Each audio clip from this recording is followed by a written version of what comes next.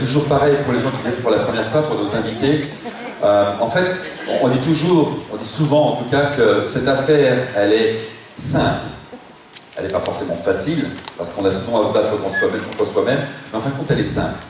Et elle est simple parce qu'il y a en fin de compte 7 compétences, d'accord, qui sont réunies dans un livre qui a été écrit par un monsieur qui s'appelle Eric Worre. Eric Worre a été un grand leader dans le marketing de réseau, dans l'entrepreneuriat collaboratif. Et aujourd'hui, il s'est spécialisé. Bah oui, tiens, allez, si tu peux. Comme ça, vous le verrez, ce bouquin. Voilà. Il y a beaucoup de gens qui l'ont ici, ce livre. Alors pour l'instant, il n'est pas disponible, il n'est plus disponible, mais ça va revenir. Voilà. Ah tiens, je fais une petite aparté. De temps en temps, il y a des gens qui, je leur dis, alors, t'en es où du livre, tu l'as étudié? Il dit, oui, je suis en train de le lire. Alors moi, globalement, si je fais le tour, je crois que je l'ai lu en 3 heures. Voilà. Donc quand les gens me disent, je suis en train de le lire, je suis un peu inquiet. Ça veut dire que globalement, il faudrait peut-être se dépêcher un peu et plutôt d'arrêter de le lire et de l'étudier et d'y passer effectivement du temps, parce que là, il y a vraiment tout. Alors, cette journée, hormis le fait qu'il va y avoir beaucoup de surprises, des présentations, des tas de choses, on souhaiterait vous donner un petit rappel sur ces 7 compétences. Donc, on a demandé des gens qui ont du succès, pas forcément des grands leaders. On souhaitait qu'aujourd'hui, vous ayez des gens qui sont sur le terrain, comme vous, ou peut-être qui vous allez le devenir, et de venir vous expliquer comment ils font. Alors c'est pas l'objectif de vous former, puisqu'il suffit de lire ce livre, et puis ensuite on a des tas de formations en ligne, hors ligne, etc. Mais plutôt de vous donner un peu leur avis, leurs sentiments par rapport à une de ces compétences. Donc les 7 compétences vont être vues aujourd'hui. Et pour commencer la première compétence, eh bien, j'ai demandé à des associés personnels que nous avons démarré il y a 1 an et demi à peu près, je pense que ça va être ça. Ce sont en fait les premières personnes que nous avons invitées. Le premier jour, j'ai invité 2 personnes. J'ai invité Philippe, qui est là quelque part. Philippe, tu es là quelque part. Voilà. On aura l'occasion de parler de toi tout à l'heure. Et d'une autre personne, donc effectivement. Et alors Philippe m'a dit oui tout de suite. C'était la première personne qui a démarré dans notre groupe. Il était le premier distributeur. Et l'autre personne, Patricia, eh bien, m'a dit non. En tout cas, elle ne m'a pas répondu. Et vous savez ce que j'ai fait? Je l'ai rappelé régulièrement, et je l'ai eu à l'usure. Au bout de 2 ans, elle m'a dit, bon allez, voilà, je vais venir voir. Et effectivement, elle est venue voir. Alors, je l'ai eu à l'usure, attention, il ne faut pas être non plus pénible, mais régulièrement, je disais, alors, est-ce que je peux compter sur toi pour venir voir une présentation? Et puis, un jour, elle m'a dit oui, effectivement. Ce sont des gens qu'on connaît depuis 20 ans. On a été leurs témoins de mariage, voilà, des gens de notre entourage. On se voyait beaucoup moins, et donc on est ravis aujourd'hui, puisqu'on les voit de nouveau beaucoup plus. Et donc je vais vous demander à m'aider à accueillir Patricia Legodec et Jean-François Robert.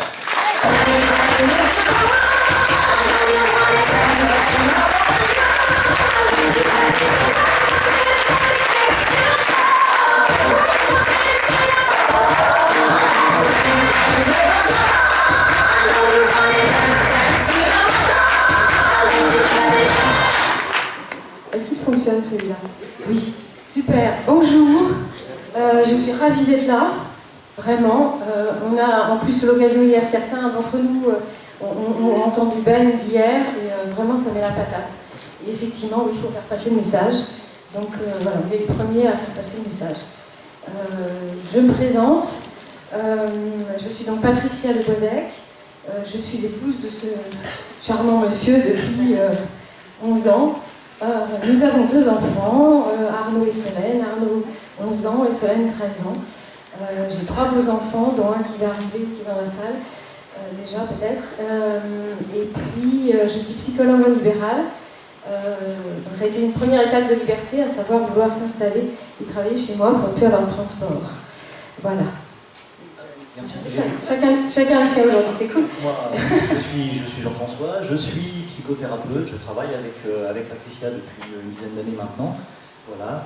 Et puis on va passer à la suite. Voilà. On parle ça. Bon, d'accord. Alors, comme dit Jean-Christophe, effectivement, c'est d'abord moi qui l'avais invité. Je disais non depuis plusieurs années, même si je cherchais une solution. Parce que, comme je vous disais, la première étape, ça avait été de chercher une liberté en tant que psychologue. Et puis, je me suis vite rendu compte que psychologue, ça voulait dire travailler quand les autres ne travaillent pas. Et donc là, il fallait changer encore ça. Et donc aujourd'hui, l'opportunité week-end, c'est vraiment ce qu'elle m'a apporté, c'est ça qui m'a fait y aller, c'est ça qui m'a fait y rentrer, il y a d'autres raisons pour lesquelles je reste. Encore, c'est de me dire, je vais avoir ma liberté, je vais pouvoir continuer à exercer ce métier que j'aime, au rythme que je veux moi, pas au rythme que l'URSSAF, la caisse de retraite et les impôts me demandent de faire. Juste être disponible quand j'ai envie d'être disponible pour les gens. Et aujourd'hui, j'ai envie de donner ce message, à savoir que c'est possible d'avoir cette liberté-là, de pouvoir exercer l'activité qu'on a envie, au rythme qu'on a envie et pas un rythme officiel, obligatoire. Voilà. Eh bien, moi, mon pourquoi il n'est pas venu tout de suite, j'ai eu un petit temps de latence où je faisais cette affaire pour soutenir Patricia, pour lui faire plaisir, et puis mettre un petit peu de beurre dans les épinards aussi. Et puis, le pourquoi il est venu après. Mais je vous en parlerai un petit peu plus à la fin, puisque aujourd'hui, ce qu'on nous a proposé de faire, c'était de parler de cette fameuse première compétence, qui est une base, qui est la base pour démarrer une affaire prospère. La première compétence, c'est de trouver des prospects. Comment tu as vécu le fait de trouver ces prospects ? Alors, la première réaction a été d'abord de faire comme tout le monde, j'imagine, un début de liste. Je dis bien un début, c'est-à-dire qu'on a dû avoir une centaine de noms posés, on était quand même assez fiers, on se dit super, il y a une centaine de noms, parce qu'effectivement, quand on démarre cette affaire, je pense qu'il y a des gens qui sont nouveaux, c'est de se dire, est-ce que je connais assez de gens ? Est-ce que je connais les bonnes personnes pour pouvoir faire avancer mon affaire ? Et donc voilà, j'avais commencé une centaine de noms, on l'avait fait un peu ensemble. Et puis à Reims, Jean-Marie a eu une intervention où il a repris les propos d'Éric Maury pour expliquer comment trouver 500 personnes, enfin inviter 500 personnes à découvrir ce que nous faisions et faire rentrer 20 personnes. J'avoue que ça a fait tilt et on s'est dit, bah ok, on joue à ça. Sauf que 500 personnes, bah, tout de suite ça fait peur. Est-ce qu'on les a ? Alors, on peut croire qu'on ne les a pas. En fin de compte, nous connaissons beaucoup de monde. Dans un premier temps, il est important de s'ouvrir aux autres, c'est-à-dire de créer des relations et de savoir comment les maintenir. Dans un premier temps, il est important de prendre la liste et de noter toutes les personnes que vous connaissez. De vraiment les noter une par une. Et de fil en aiguille, de noter aussi les personnes à qui ces personnes vous font penser. Et il se dessine une liste vraiment très étoffée, très grande. Alors, il n'est pas question d'appeler chacune de ces personnes, mais ce qui est important, c'est de faire ce premier travail, de faire une liste exhaustive, c'est-à-dire une liste qui n'épargne personne. Le mot n'est pas juste, qui n'élimine personne a priori, de n'avoir aucun a priori. Oui, c'est ça. Et moi, dans mon expérience, quand on a commencé à faire ça, de se dire, on écrit toutes les personnes, pas celles qui seraient bien à démarrer ou celles qu'on aime bien, c'est de mettre toutes les personnes. Ça veut dire quoi ? Ça veut dire que j'ai commencé à faire des rubriques. On a commencé à faire des rubriques. Moi, ma famille éloignée, mes amis, mes voisins, et mes anciens voisins. Et un jour, j'étais enfant, j'habitais dans un quartier et j'ai eu des voisins. Puis j'ai eu des copains aussi dans ce quartier-là. J'ai eu des copains d'école, donc on a commencé à noter les copains d'école. Même si j'avais des fois plus de nom, c'était même si ce petit garçon, à la limite, je sais pas, peut-être que quand on est une fille, des fois on est amoureuse, même en maternelle, du garçon et on se rappelle plus de son prénom peut-être, bah, on note qu'on est amoureux de dernière année de maternelle. Pourquoi on le met ? Peut-être qu'on le reverra jamais, peut-être que si on croise, on le rencontrera pas. C'est juste se libérer la tête, c'est commencer à poser les noms. Et cette personne-là va nous faire penser à une autre personne, et une personne qui est plus actuelle. J'ai commencé à regarder les activités que j'avais pu faire. Même si j'avoue qu'à 6h du matin, j'étais réveillée. Je me faisais mon déroulé de ce que j'avais envie de dire. Et je me suis dit, mais j'ai oublié une rubrique. Il va falloir que je regarde ma liste. Je suis sûre que j'ai pas noté tous les gens de l'équipe de foot, parce que j'ai fait du foot. L'équipe de foot féminine, je suis sûre que j'ai pas noté tout le monde. Et ben, je vais y retourner. Parce que, après tout, peut-être que je vais les croiser, ces gens-là. Et puis si je ne les croise pas, de toute façon, effectivement, ça ouvre le champ. Et mine de rien, en jouant à ce jeu-là, de noter tous les collègues qu'on a pu avoir dans nos activités professionnelles, enfin si je parle de ma liste, parce qu'on avait fait séparément, je suis arrivée à 500 personnes. Et je vous note, et je ne compte pas dedans, puisque je l'ai fait il y a quelque temps, j'avais un peu de mal j'avais le sentiment que j'allais mélanger, que c'était pas juste entre mon activité professionnelle et cette activité-là. J'ai eu 800 personnes, nous avons reçu 800 personnes, plus de 800 personnes dans notre cabinet. Ces gens-là, ils ont le droit aussi de recevoir le message.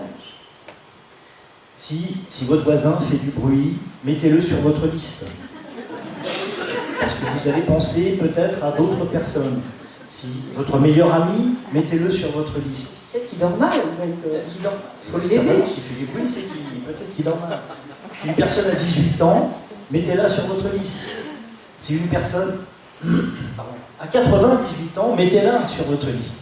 Ne censurez personne, ne vous censurez pas. Ça, c'est vraiment fondamental pour pouvoir créer cette liste qui est la matière, qui est le terreau duquel va sortir cette magnifique affaire que vous allez faire croître, que vous allez voir pousser devant vous, que vous allez faire pousser.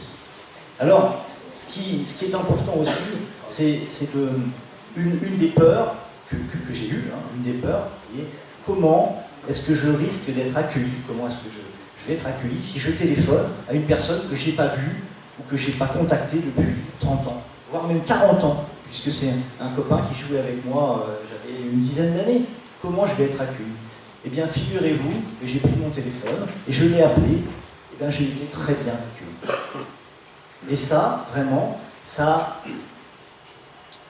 permet de prendre confiance et ça permet d'aller de l'avant et de faire cette liste et vraiment de faire croître cette affaire. Et moi, mon expérience, en fait, ça peut être un conseil qui me vient là, c'est que il est important de séparer finalement cette fameuse liste de noms avec pourquoi vous la faites. C'est ça qui libère.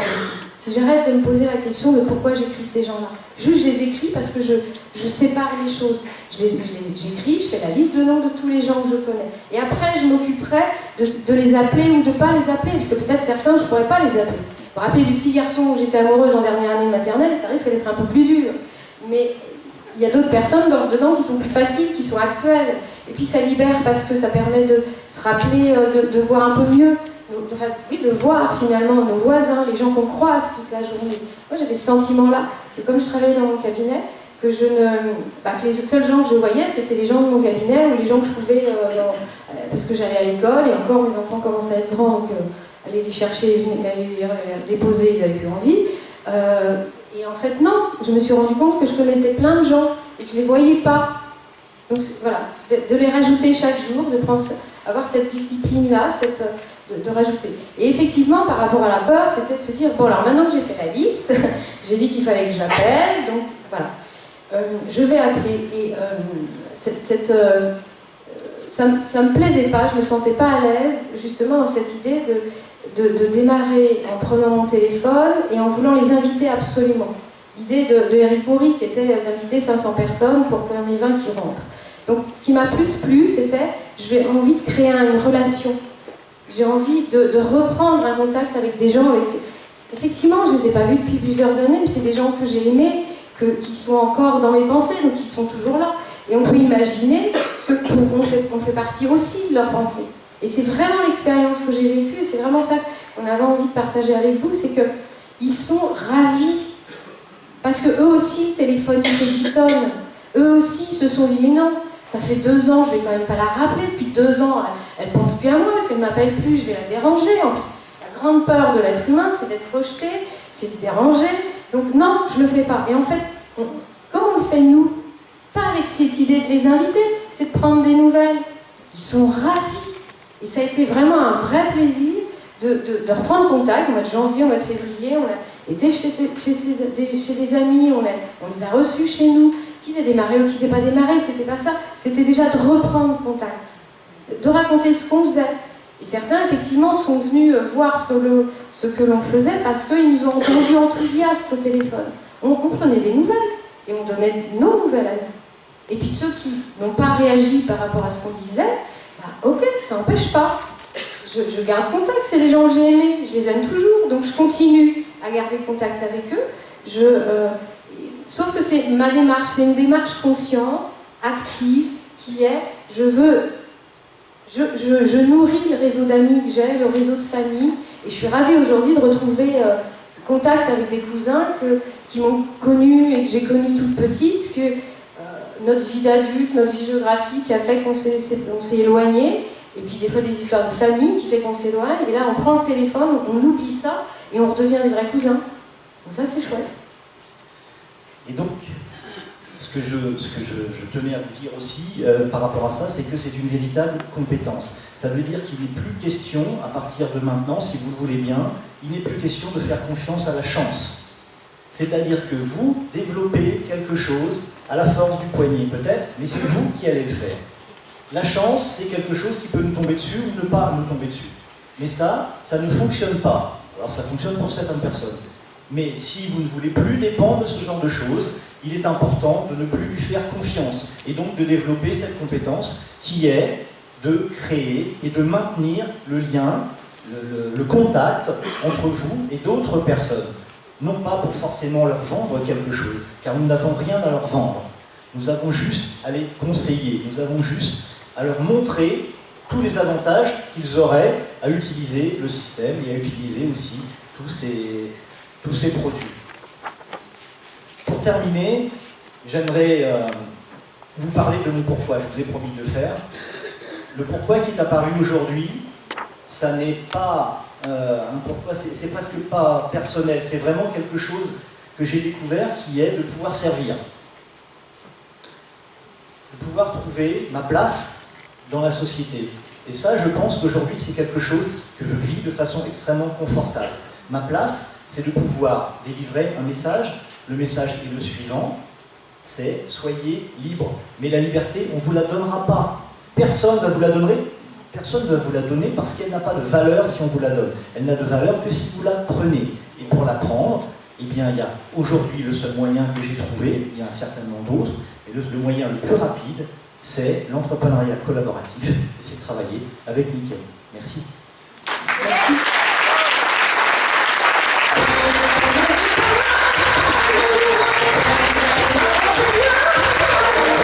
Merci aux consultants argent, je voudrais le dire quand même.